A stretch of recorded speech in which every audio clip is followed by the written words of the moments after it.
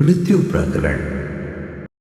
सब कुछ इसी आत्मा से ही निकला है और सबका विलय भी इसी में हो रहा है। अर्थात जो वियोग है वही मिलन की प्रक्रिया है और मिलन हमारे वियोग की शुरुआत। परंतु दोनों में अपार आनंद है। राग से सुंदर है मिलन और मिलन से ज्यादा सुंदर है वियोग। हमारा परमात्मा के साथ मिलन के लिए जरूरी है कि संसार से हमारा वियोग हो जाए, लेकिन यह वियोग मानसिक संसार का होना चाहिए, न कि स्थूल संसार का। स्थूल जगत से वियोग का नाम है मृत्यु, और आज हम मृत्यु को जानने का प्रयास करेंगे। मृत्यु किसकी होती है? मृत्यु को जाने बगैर अमरत्व की प्राप्ति नहीं हो पाएगी। इसलिए आओ हम मृत्यु को खोजने चले। जो अपनी इच्छा से मृत्यु को खोजने निकलता है वह अनायास एक दिन जीवन में प्रवेश कर जाता है। वह अंत में पाता है कि मृत्यु तो विलीन हो गई, परंतु जीवन से साक्षात्कार हो गया। श्वास का आना जन्म है, श्वास का जाना ही मृत्यु है, और दोनों का आते जाते रहना ही जीवन है। अगर हम मृत्यु के अंदर उतर पाए तो महाजीवन का दर्शन हो जाएगा। मृत्यु दर्शन। मृत्यु के बारे में मैं पहली बात जो कहना चाहता हूं वह यह है कि मृत्यु से अधिक असत्य और कुछ भी नहीं है। लेकिन एकमात्र मृत्यु ही सत्य मालूम होती है, और हमने मान लिया है कि जीवन का एकमात्र सत्य हमारी मृत्यु है। और फिर यह सत्य हमारे पूरे जीवन पर एक भय की तरह छाया रहता है। अपने जीवन का जो रूप हमने दिया है वह भी मृत्यु के भय के कारण ही दिया है। मृत्यु के भय से ही हम समाज में रहते हैं, परिवार बनाते हैं, मित्र इकट्ठा करते हैं, धन भी इकट्ठा करते हैं। और सबसे बड़ी बात यह है कि इसी के भय से मुक्ति पाने के लिए हमने भगवान भी बनाए हैं, ताकि वह हमारी रक्षा कर सके। मृत्यु को सत्य मानकर हमने अपने जीवन की जो भी व्यवस्था की है वह सब असत्य हो गई है। जब तक हम यह नहीं जान ले कि मृत्यु असत्य है, तब तक हमारा जीवन सत्य नहीं हो सकता। हम जब भी दूसरे के मरने की खबर सुनते हैं, हमारे जीवन की भी नींव एक बार हिल जाती है। जब हम उसकी मृत्यु के लिए शोक कर रहे होते हैं तो एक बार अपनी मृत्यु की संभावना से भी कांप उठते हैं। जीने में सबसे बड़ी कठिनाई यह है कि हम मृत्यु से भरे हुए जीना चाहते हैं। दो में से एक ही सत्य हो सकता है। अगर जीवन सत्य है तो मृत्यु सत्य नहीं हो सकती, और अगर मृत्यु जीवन की सच्चाई है तो जीवन झूठ का नाम है। जब से आदमी ने होश संभाला है तब से सिर्फ भाग रहा है, क्योंकि उसे ऐसा लगता है कि कोई उसके पीछे पीछे आ रहा है, मगर वह आने वाला व्यक्ति उसकी अपनी छाया ही थी, और उसी के डर से आदमी आज तक भाग रहा है। मृत्यु भी हमारी ही छाया है। अगर हम उसके डर से सिर्फ भागते रहे तो उसका सामना कभी नहीं कर पाएंगे, कभी उसे जान नहीं पाएंगे। छाया से कभी कोई भाग पाया है? उसके डर से भागते रहे तो कभी उसे जीत नहीं पाओगे। यही कारण है कि हम मृत्यु से हमेशा हारते चले जाते हैं। मृत्यु से डरे हुए हम असंख्य जीवन ले चुके हैं, फिर भी अभी तक उसे पहचान नहीं पाए। हम जब भी मरे हैं मृत्यु के अज्ञात भय से बेहोश हो जाते हैं, और बेहोशी में ही हम शरीर का त्याग भी करते हैं। यही कारण है कि न हम मृत्यु को देख पाते हैं न अपने जन्म को। बेहोशी में ही नया जन्म भी हो जाता है। उस बेहोशी में हम अपने को पुराने कपड़े छोड़ नए कपड़े बदलते देख नहीं पाते। ये भी नहीं देख पाते कि जीवन कितना शाश्वत और आनंदमयी है। वह कपड़े बदलने वाली आत्मा कितनी सुंदर, अलौकिक, दिव्य और आनंदमय है। बिना कपड़ों में अपने आप को देखो, कितने सुंदर हो तुम। शरीर रूपी वस्त्र पहनाकर बार बार अपने आप को कुरूप बना देते हो। कभी तो उसे निर्वस्त्र देखने का प्रयास करो। दो तरह के लोग हैं, एक वे जिन्हें मृत्यु खोज रही है और वे भाग रहे हैं, और दूसरे वे जो मृत्यु को खोज रहे हैं और मृत्यु भाग रही है। मृत्यु को खोजने वाले जीत जाते हैं। हमें बेहोशी की अवस्था में ही इस मृत्यु का साक्षात्कार होता है, जिसमें इसके बारे में हमें कोई ज्ञान नहीं होता। इसे प्रारब्ध मानकर हर जीव स्वीकार कर लेता है। मृत्यु को साक्षात देखने की क्रियाएं हैं जिनके अधिष्ठात्री देवता है कालेश्वर भगवान शिव, और इस विद्या का नाम है दहर विद्या।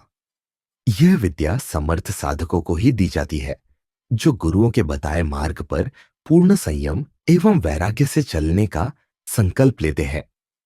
श्रवण, मनन एवं निदिध्यासन की क्रियाओं को करके शरीर त्याग के समय अपने इष्ट का आत्मा रूप में दर्शन होता है और अभिष्ट शरीरों की प्राप्ति होती है।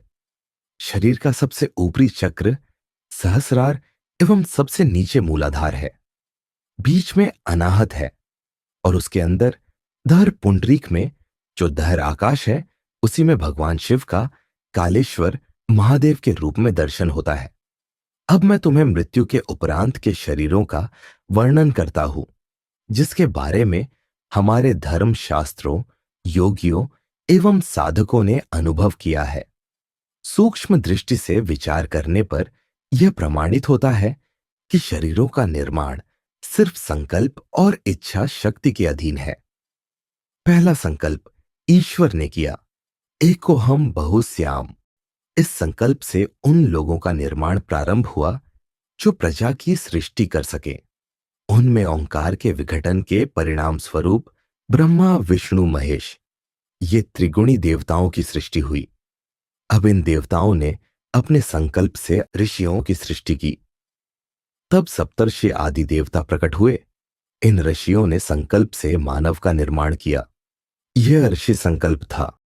अब मानव संकल्प से प्रारब्ध को भोगने के लिए ग्रह नक्षत्रों को आधार बनाकर जीव माता के गर्भ में पंच महाभूतों का अन्नमय शरीर का निर्माण करता है।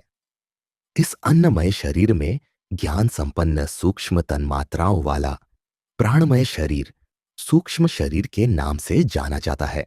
मृत्यु के समय यह सूक्ष्म शरीर प्राणवायु को लेकर निकल जाता है।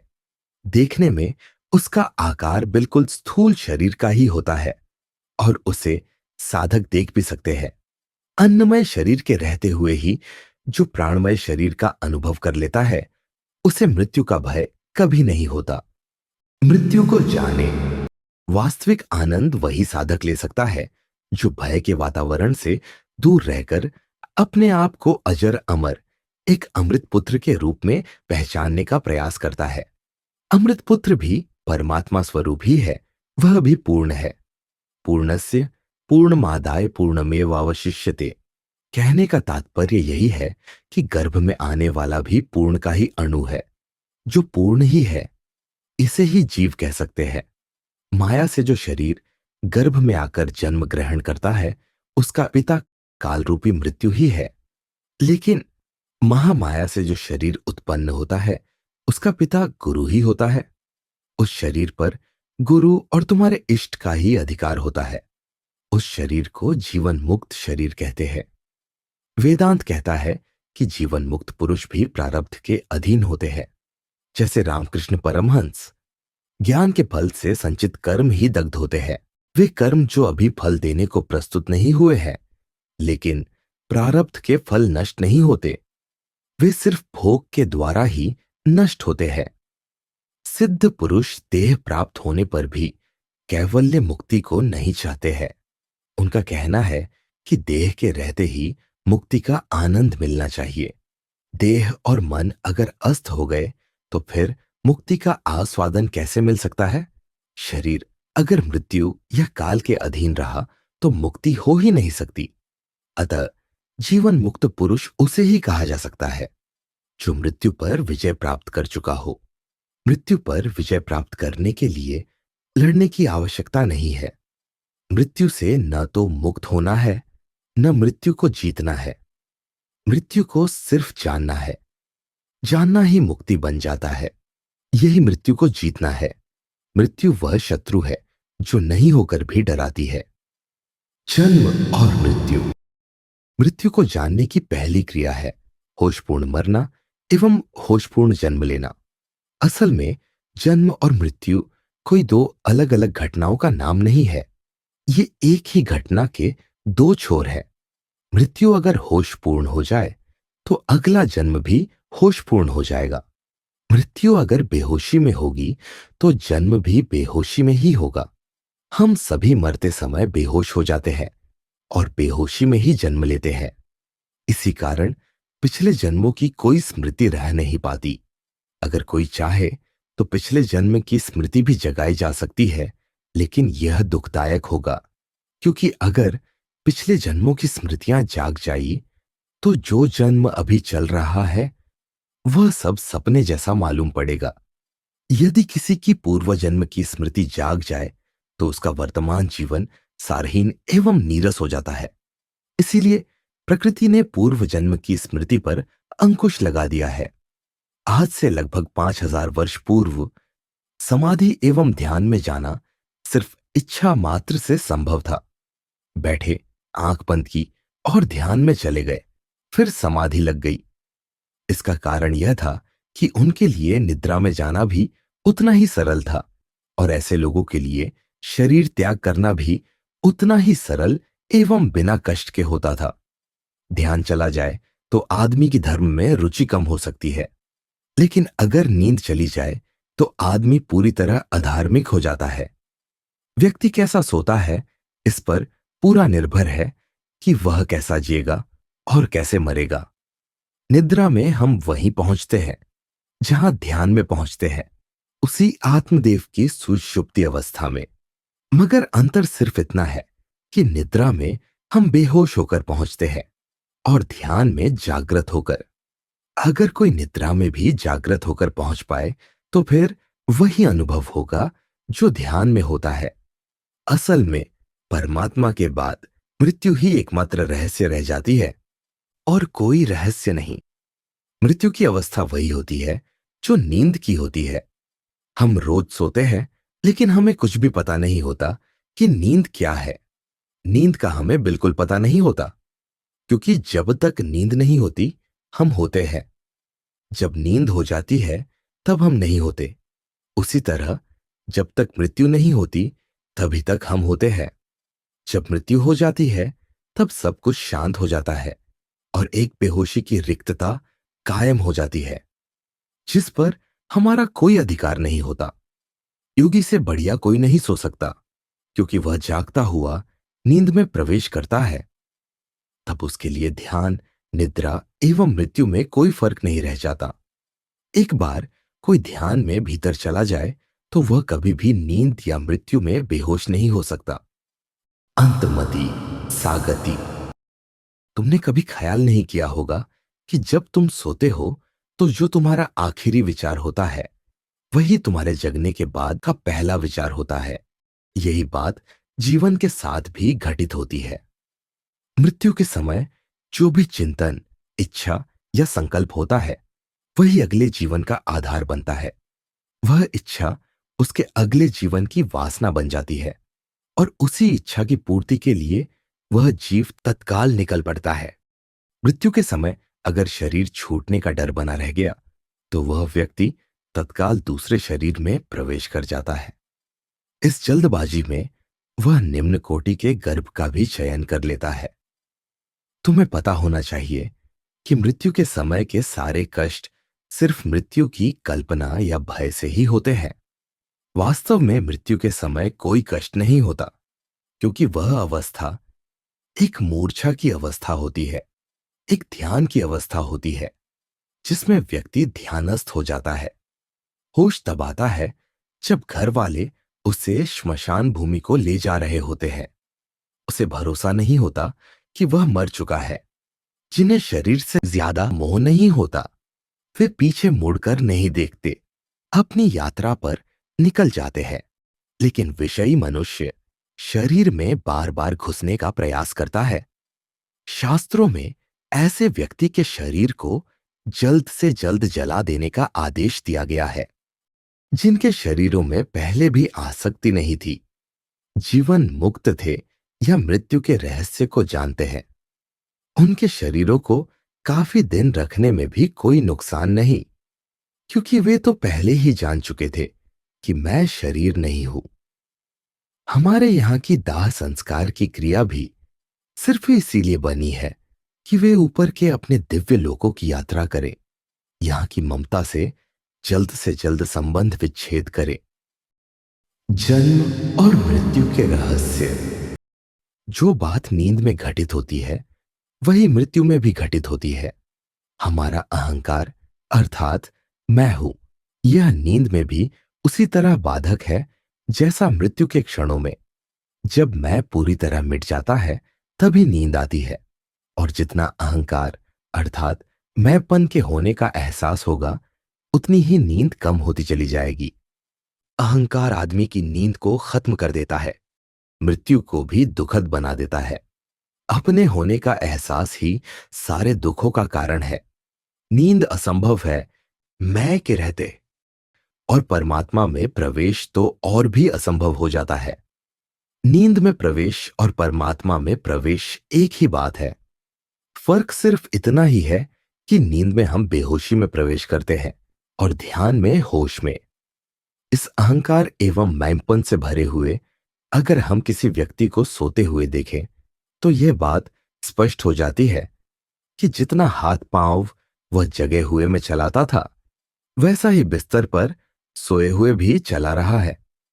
दिन में जिस तरह लड़ रहा था रात में भी वैसा ही लड़ रहा है। दिन में क्रोध से भरा था, रात में भी क्रोध से भरा है।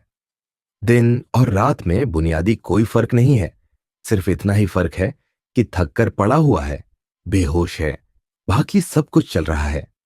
जागृत में कुर्सी पर भी बैठा है तो पैर तेजी से हिलाता है, रात को भी करवटें उसी रफ्तार से बदलता है। उसका अहंकार उसे एक क्षण भी चैन से नहीं रहने देता। पैर हिलाना, सिर हिलाना, नाखून दांतों से काटते रहना, ये अशांत चित्त की निशानी है। ऐसे व्यक्ति शांति में न सो पाते हैं न शांति में मर पाते हैं। योगी व्यक्ति जागता भी है और सोता भी है, लेकिन सपने नहीं देखता। दिन में जिसके विचार खो जाते हैं उसके ही सोते में सपने खो जाते हैं। सपने सोने नहीं देते और विचार जागने नहीं देते। मृत्यु की भी यही अवस्था है। मृत्यु शरीर की होती है। शरीर अगर स्वस्थ है तो वह हमेशा आज्ञाकारी होगा। अस्वस्थ शरीर आज्ञा मानना छोड़ देता है। मृत्यु के क्षणों में वह हमारी आज्ञा माने और शरीर छोड़ने की प्रक्रिया में हमारा साथ दे। यह तभी संभव है जब शरीर स्वस्थ रहे। हम कहते हैं कि हमें सोना है, शरीर निद्रा में जाने को तैयार नहीं है। हम कहते हैं कि हमें भूख लगी है, हम खा भी लेते हैं, शरीर भोजन को बाहर फेंक देता है। यह अस्वस्थ शरीर के लक्षण है। ऐसा शरीर मृत्यु में बहुत कठिनाइयां पैदा करता है। स्वस्थ शरीर हमारी एक आशा से ही हमें उसे त्यागने में मदद करता है, क्योंकि वह हमारी छाया है। योगी का शरीर उसकी आज्ञा का अनुसरण करता है, क्योंकि वह योगी की ध्यान साधना से पूर्णतः सम्मोहित रहता है और उसको आज्ञा पालन के लिए बाध्य रहता है। साधना हमारे यौगिक जीवन का एक लक्ष्य है, एक प्रयास है जागरण का। हम निद्रा में सोए हैं और सपना देख रहे हैं कि हम अपने घर से बहुत दूर चले गए हैं। अचानक हमें लगा कि घर में कोई बीमार है और मुझे जल्द घर पहुंचना है। हम लौटने की सारी तैयारियां करने लगते हैं। इसी बेचैनी की अवस्था में हमारी नींद खुल जाती है।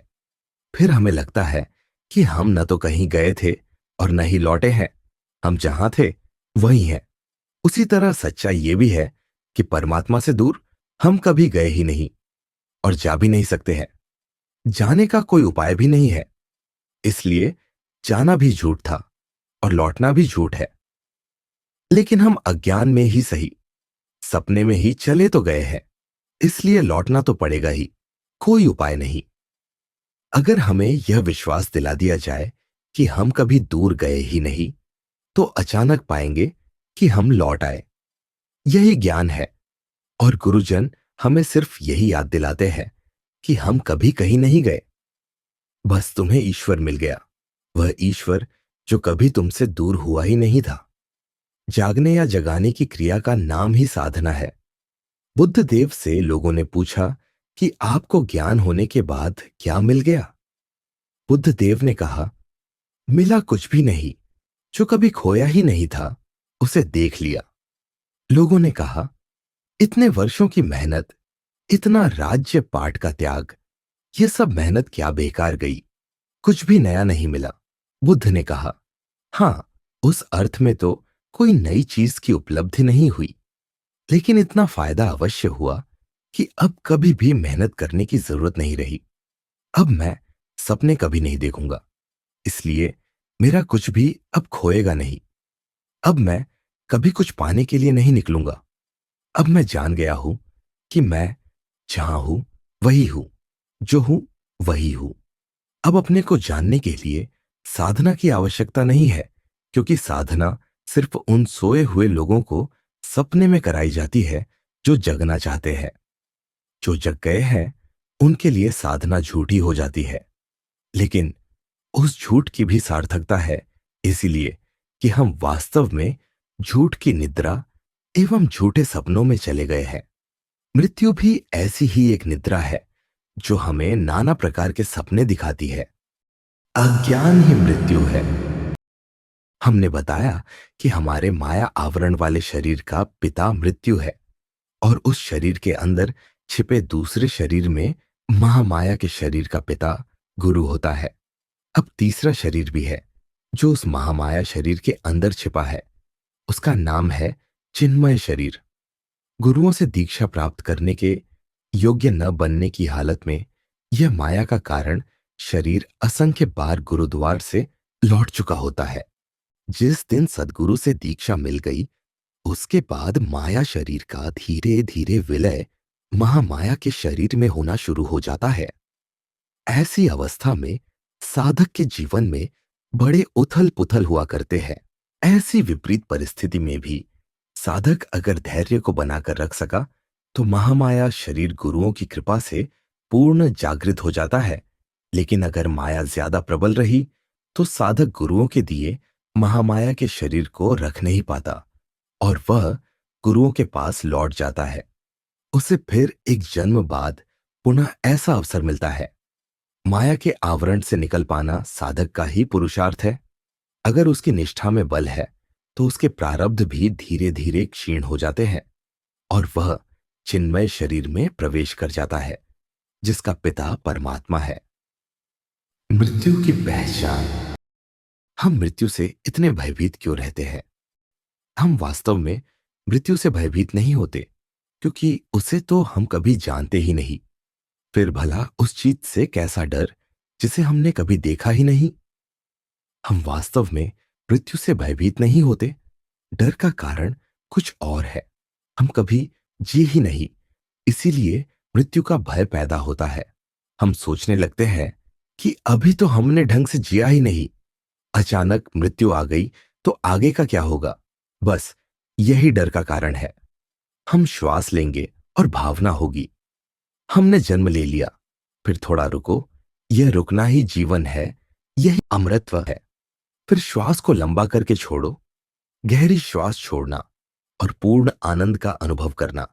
यह विश्वास ही इतना मौन, विश्राम देने वाला, शांत और स्थिर होगा कि तुम्हें इससे सारे कष्टों का अंत दिखाई देगा। यह श्वास का छोड़ना ही मृत्यु है। श्वास को छोड़ने पर अधिक ध्यान देना, क्योंकि यह सारी थकानों को दूर करने वाला होगा। फिर कुंभक करें। यह कुंभक श्वास लेने के बाद वाले कुंभक की तरह ही अमृतत्व को देने वाला होगा। 7 शरीरों की व्याख्या। हमने जाना कि हमारा यह शरीर माता पिता के रजवीर्य की देन है, और इसके साथ ही कुछ संस्कार भी आते हैं। अब महत्वपूर्ण बात जानने की यह है कि माता पिता ने सिर्फ हमारे अन्नमय शरीर को जन्म दिया, लेकिन हम उस एक शरीर से 7 शरीरों को जन्म देते हैं। प्रत्येक शरीर की आयु प्रकृति ने सिर्फ 7 वर्ष की ही निर्धारित की है, लेकिन हम उससे कहीं ज्यादा जीते हैं एवं अपना नुकसान करते हैं। ये शरीर है: 1 भौतिक शरीर, 2 भावना शरीर, 3 सूक्ष्म शरीर, 4 मानस शरीर, 5 आत्मिक शरीर, 6 ब्रह्म शरीर एवं 7 निर्वाण शरीर। एक के बाद दूसरे शरीर का निर्माण ठीक 7 वर्ष बाद हो जाना चाहिए। इस तरह 50 वर्ष में पूर्ण मुक्ति हो जाती है, लेकिन हम आसक्ति के कारण एक एक शरीर को 15 से 20 वर्षों तक जीते हैं और इसीलिए मुक्ति तक नहीं पहुंच पाते। कोई कोई तो सिर्फ 2 शरीर को ही वृद्धावस्था तक जीते हैं।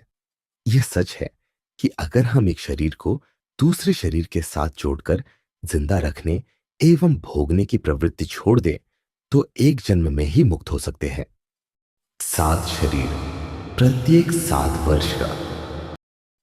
पहला शरीर है भौतिक शरीर। यह जन्म से 7 वर्षों तक विकसित होता है। बाकी के सारे 6 शरीर इस शरीर के पीछे बीज रूप में छिपे रहते हैं। इस शरीर में बुद्धि, भावना और काम विकसित नहीं होते। कई ऐसे लोग भी हैं जो वृद्धावस्था तक इससे आगे नहीं बढ़ पाते। इन्हें लोग मानसिक अपंग कह देते हैं। दूसरा शरीर है भावना शरीर। इसका विकास 8 से लेकर 14 वर्ष तक होता है। इसमें प्रेम, भावना, उमंग, सरलता आदि नाना प्रकार की अवस्थाएं होती है।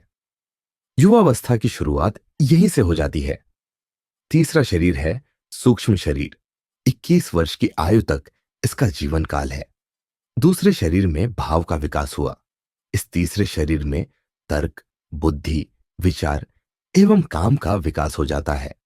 दूसरे शरीर तक व्यक्ति मां बाप के अधीन रहता है, लेकिन इसमें वह अपनी स्वतंत्र सत्ता का अनुभव करता है और सत्ता स्वतंत्र होते ही उसके जीवन में संघर्ष की शुरुआत हो जाती है। इसी उम्र में सूक्ष्म शरीर इस स्थूल के अंदर काम करने लगता है। अगर इस उम्र में साधक अपनी साधना से सूक्ष्म को स्थूल से अलग देखने का अभ्यास कर ले तो पूरा जीवन पूर्ण आनंद में बिता सकता है। चौथा शरीर है मानस शरीर। इसके विकास के साथ ही मन इंद्रियों के विषयों में रमण करने लगता है। इच्छाओं का प्रवाह प्रबल हो जाता है। कामनाएं जन्म ले लेती है और उन्हें पूरा करने के लिए मनुष्य संसार की युद्ध भूमि में कूद पड़ता है और मन के धर्म सुख दुख के थपेड़ों में जकड़ जाता है। पांचवें शरीर का नाम है आत्मिक शरीर, यानी जीव भाव का पूर्ण विकास। सूक्ष्म शरीर के निर्माण के साथ ही आत्मा का नाम हो जाता है जीव और तब उसे संसार के कष्टों से छुटकारा पाने की लालसा जगती है। यह सुख और आनंद में फर्क करने लगता है। सुख दुख, मान अपमान के थपेड़ों से घबराकर अपने बंधन से मुक्ति के लिए गुरु की तलाश में निकलता है। जिस साधक एवं शिष्य को गुरु के वचनों से ज्ञान की परतें खुलती नजर आई तो जानना चाहिए कि उसके आत्मिक शरीर का विकास हो रहा है। छठे शरीर का नाम है ब्रह्म शरीर। इसे महामाया का शरीर भी कहते हैं। इसको जन्म देने वाला गुरु ही होता है और इसका जन्म तभी होता है जब शिष्य गुरु के बताए मार्ग पर पूरी श्रद्धा से अनुगमन करता आगे बढ़ता जाता है।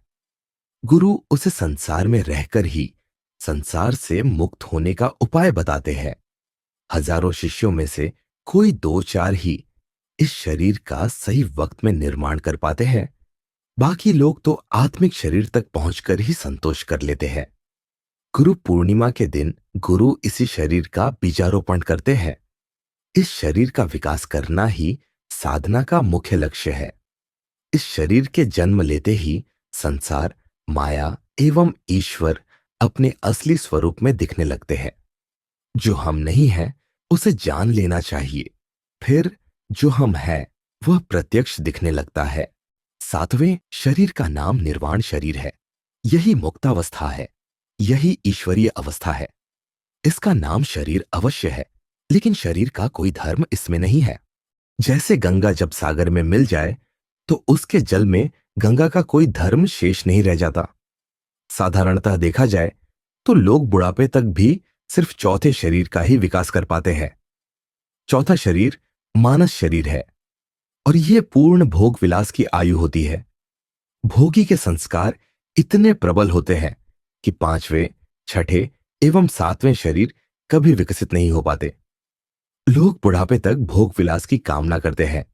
एक महिला भगवान बुद्ध के पास आई और विनती की कि प्रभु मुझे योग मार्ग प्रदान करें, मैं बहुत इच्छुक हूं, मुझे अभी इसकी आवश्यकता भी है। बुद्ध ने पूछा, देवी आपने बताया नहीं कि आप योग मार्ग में ही क्यों आना चाहती हैं, भक्ति मार्ग में क्यों नहीं?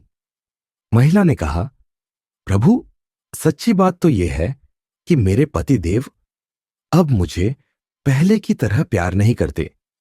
कहते हैं कि अब शरीर प्यार के योग्य नहीं रहा। इंद्रियां शिथिल हो चुकी है। शरीर में सौंदर्य खत्म हो चुका है। मैं योग मार्ग के द्वारा पुनः उसे पाना चाहती हूं। बुद्ध देव ने कहा, देवी, मैं निश्चय ही आपके प्रस्ताव का स्वागत करता, लेकिन आपके योग मार्ग में आने का उद्देश्य गलत है। वैसे आपकी उम्र कितनी है? महिला ने कहा, मात्र 80 वर्ष और मेरे पति की 85 वर्ष। इस मात्र शब्द में कितना मोह छिपा है। शरीर के प्रति कितनी आशाएं छिपी है। शरीर के प्रति मोह एक नशा है। जीव डगमगाता है तो भी चलता जाता है। सच्चाई यही है कि अगर हम एक शरीर को दूसरे शरीर के साथ मिलाकर चलने की प्रवृत्ति छोड़ दें तो एक जन्म में ही सारे शरीरों का विकास हो सकता है। शरीरों में आसक्ति। सारे धर्मगुरुओं एवं आचार्यों ने अपने शरीर को जानने पर बहुत बल दिया है। सभी कहते हैं, पहले अपने शरीर को जानो, इसके धर्मों को पहचानो। किसी वस्तु को देखने का नियम है कि देखने वाला उस वस्तु को पहले अपने से अलग करके कुछ दूरी से देखे। हम इस घर में अपने शरीर को इसीलिए आज तक देख नहीं पाए क्योंकि हम खुद को या तो शरीर मानते रहे या इससे इतने चिपके हैं कि इसे देख नहीं पा रहे हैं। आइए आज हम शरीर को एक दृष्टा बनकर देखें एवं जाने। पहले एक आसन दृढ़ हो। अब इस भावना को दृढ़ करना है कि मैं शरीर नहीं हूं, इसमें निवास करने वाला साक्षी हूं। और जब से इस शरीर में आया तब से इसमें अनेक परिवर्तन देखे हैं।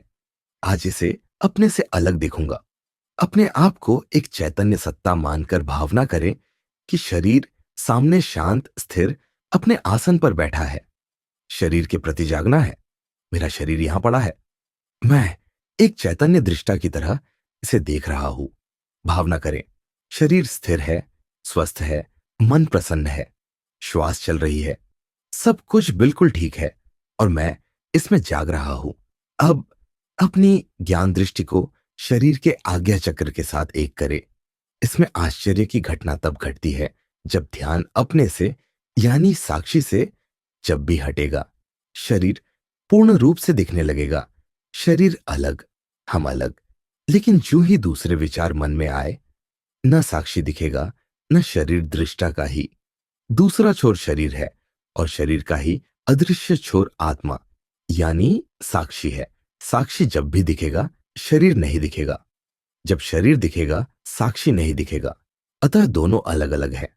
अज्ञान से हम शरीर से ही जुड़े हुए हैं। मृत्यु और आनंद। अपना स्वरूप ही एकमात्र जागरण है। कुंडलिनी का अधोमुखी होकर मूलाधार में सोना ही स्वप्न है तथा ऊर्ध्वमुखी होकर शिव से मिलना ही जागरण है। परमात्मा से हमारा संयोग हो, इसके लिए जरूरी है कि संसार से हमारा वियोग हो जाए। लेकिन ये दोनों ही क्रियाएं सूक्ष्म है। संसार से हमारा वियोग स्थूल रूप में लाखों बार हो चुका है, लेकिन फिर भी वियोग कभी टिका नहीं। ईश्वर से हमारा संबंध अनादि एवं स्वतः सिद्ध है, फिर भी हम अपने आप को संसार का मानते हैं। ईश्वर से हम अपनी दूरी हमेशा बनाकर रखते हैं।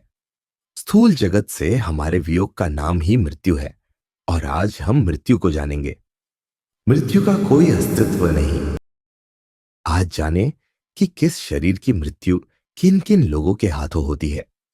शरीर तीन है, स्थूल, सूक्ष्म और कारण। स्थूल शरीर का पिता काल है। वह कर्मों के अनुसार अपने जन्म दिए हुए शरीर को वापस ले लेता है जो प्रारब्ध के अधीन है। उस शरीर के अंदर एक दूसरा सूक्ष्म शरीर छिपा होता है। उस शरीर का पिता गुरु होता है। इसे द्विज कहते हैं। यह शिष्य का दूसरा जन्म है।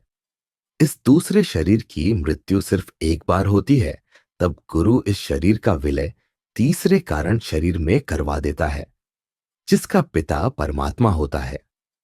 पहले शरीर को माया का शरीर कहते हैं। यह हर जन्म में रूप रंग बदलता रहता है। दूसरे शरीर को महामाया का शरीर कहते हैं। यह गुरु के सानिध्य में आकर ही जन्म लेता है। और गुरु तब तक अपने पास रखता है जब तक मुक्ति लाभ नहीं होता। तीसरे शरीर को चिन्मय शरीर कहते हैं। इसके पिता ईश्वर स्वयं होते हैं और ये कभी मरता नहीं। यह ईश्वर तुल्य ही है।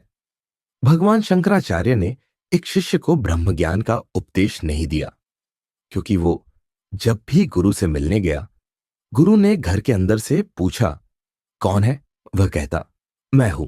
शंकराचार्य एक दिन बहुत गुस्से में बोले, मूर्ख, या तो इस मैं का पूरे विश्व के रूप में विस्तार कर, ताकि ऐसा लगे कि सारा विश्व तू ही तू है, या फिर इसे छोड़ दे। मैं का संबोधन जब तक शरीर, नाम एवं रूप के लिए करता रहेगा, ब्रह्म ज्ञान का अधिकारी नहीं बन पाएगा। इसी तरह हे साधना प्रेमियों, इस मृत्यु का प्रयोग जब तक शरीर परिवर्तन के लिए करते रहोगे, तब तक मुक्ति नहीं है, तब तक इससे डरते रहोगे। मृत्यु पूरे व्यष्टि एवं समष्टि भाव की होनी चाहिए। मृत्यु का प्रवेश तभी होता है जब हमारा चित्त मन सब ईश्वर से विमुख होता है। सुंदर कांड में हनुमान जी ने प्रभु श्री राम से कहा, कह हनुमंत विपत प्रभु सोई, जब तब सुमिरन भजन न होई। आओ एक ध्यान क्रिया करे जिसमें सिर्फ भाव में डूबना है।